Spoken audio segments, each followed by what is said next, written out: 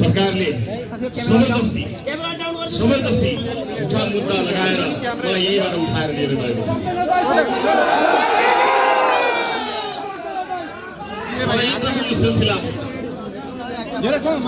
सरकारको षड्यन्त्रको सिलसिला सकिएको छैन। मैले कुनै दिन पनि हार मानेको थिइनँ, हार मान्नेवाला जुनसुकै परिस्थिति सामना गर्नको निमित्त यो राजनीतिक मैदानमा आएको मान्छे जतिसुकै आक्षेप लागोस्, जुनसुकै तराजुमा बसेर आफूलाई तौलनमा तयार गरेर बसेको मान्छे। यतिखेर म माथि देशका विभिन्न जिल्लाहरूमा मुद्दामाथि मुद्दा लगाइएको छ। सरकारले आफूले गर्न सक्ने जति, हुन सक्ने जति जोड बल लगाएको छ। के भयो के भएन मैले भन्न पर्दैन।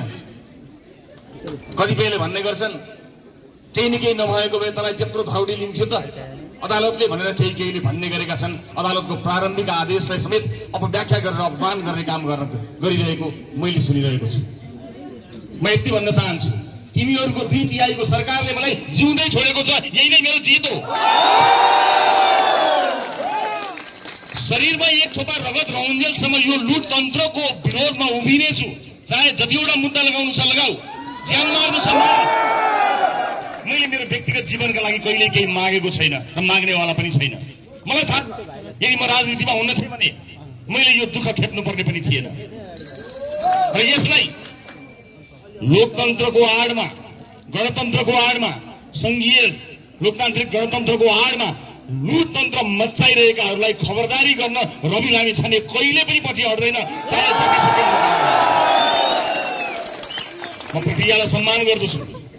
मैले सोचेको थिएँ केही समय अझै विश्राम गरौँ, केही समय शान्त बसौँ, किनभने पार्टीका साथीहरूले जिम्मेवारीपूर्वक आफ्नो बलबुतोले भ्याएसम्म काम गरिरहनु भएको छ।